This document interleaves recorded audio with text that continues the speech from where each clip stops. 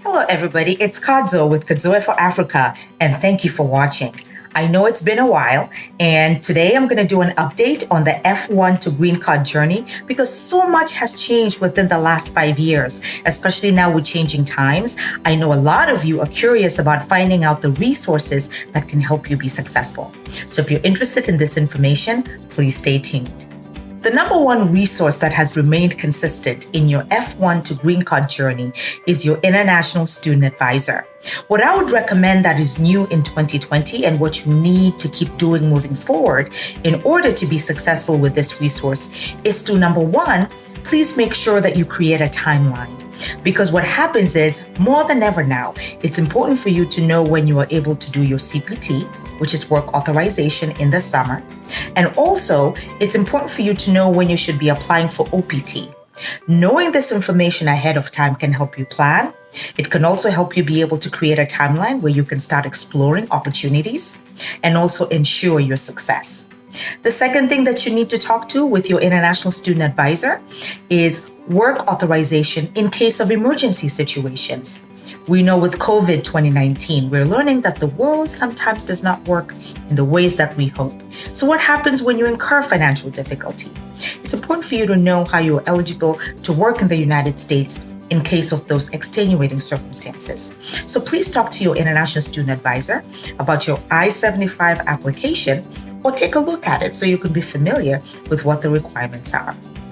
The second most important resource on your F1 to green card journey is your academic advisor. The academic advisor is an individual that is assigned to be able to help you navigate what the school requires of you before you graduate. So it works very closely with that timeline that I previously talked about. So after you meet with your International Student Advisor, I think it's important for you to also meet with your academic advisor. Create a timeline for the entire duration of your studies. Now is not the time for you to be afraid. Find out exactly how much time it's going to take you to graduate. It's as simple as creating a tentative plan and making sure that you know what classes you're going to take, when you're going to take them, how those will correlate when it comes to your success as a student. It can even help you be able to plan how you can get a higher GPA because you'll feel more in control, know when those classes are, and be successful. More than ever now, the market is getting increasingly competitive. It's important for you as an international student to be competitive with regards to your GPA so that it can increase your chances of getting sponsored for a green card. So something for you to think about. It does start very early. Third resource that is needed for your success as an international student from F1 to green card is the ability to connect with your professors within your academic major. So a lot of people don't know this, but in a lot of US universities, your professors, the people that actually teach you in the classes, are a critical part to your success. And so make sure that you introduce yourself when you first get to campus, find out a little bit about them. Usually this information is available online, but this is how they can help you, especially in changing times. Did you know that your professors actually get listservs to notify them of opportunities, job opportunities, internship opportunities for their students? And so this is something that you can ask your professors early on so that they can notify you when these opportunities come into play. Your professors can also be your letters. They can be the people that recommend you for your letters of recommendation, acting as references. So make sure that you maintain these relationships so that you're able to connect with them. They're able to write you favorable letters that will be able to help you get that internship or that particular job opportunity moving forward. Another unique thing that a lot of people don't know about professors is that they also are aware how much funding is within the department. So say, for example, you don't get full scholarships coming in. If you do well academically, the department may have some funding to be able to supplement you as you continue with your studies. So again, like I indicated, how will you know about these opportunities if you do not connect with your professors? So something for you to think about. The fourth resource that will help you, especially in changing times, and this is actually really, really critical moving forward, in the era of COVID 2019, in the era of changing administration policies in the United States, this resource is absolutely key. It is making sure that you connect with a good immigration attorney. You need one. Everybody needs to know of one. You don't have to use them right away, but you need one. Now, I've always indicated before that I do have a great immigration attorney that you could talk to. And so if you're interested in that information, simply let me know. And I'm happy to provide that information for you. But everybody needs an immigration attorney because with things changing so quickly from day to day, you need somebody that can give you the best and expert advice. Not only advice to kind of steer you away, but what about advice that helps you navigate that challenging situation? So make sure that you keep in touch with one and keep them handy in case you need it. The fifth resource that is important for you as an international student in changing times as you navigate from F1 to Green Card is your university career center. I cannot emphasize how important it is to connect with them right away. Go to their website the first day you get on campus. Find out their recruiting calendar. When are employers coming to the university to look for you for opportunities? Make sure that without fail, you attend every careers fair.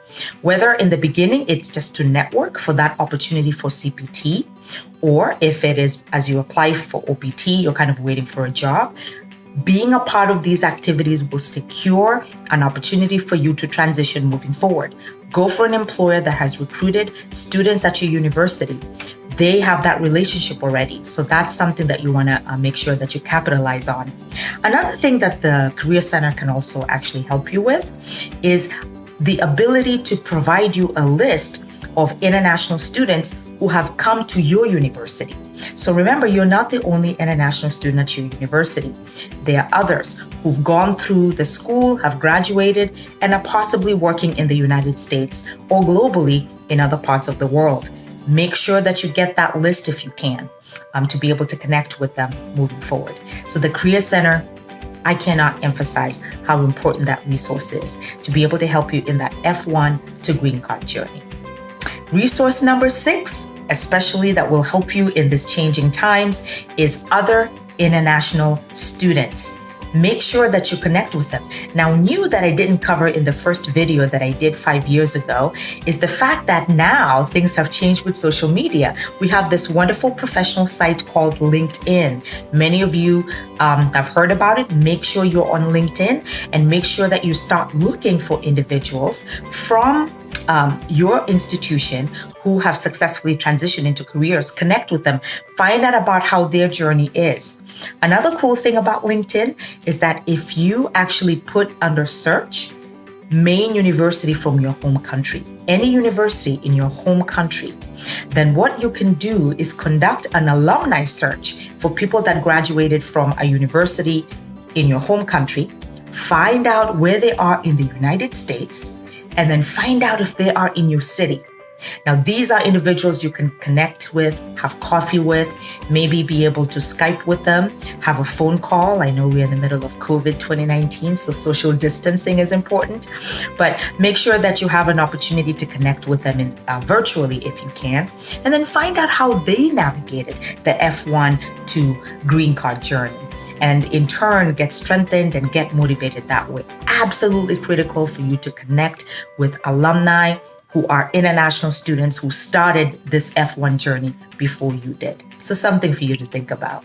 The 7th resource that I highly recommend for you on your F1 to Green Card journey is to contact a coach, and maybe that coach is somebody like me who does this for a living, somebody who can help you navigate this process. You know, sometimes you need somebody to kind of coach you through it. How do you navigate it? How do you address questions when an employer asks you about your eligibility to work in the United States? How do you navigate challenging situations like salary and all those things? So if you find that you need a career coach, make sure that you have one available.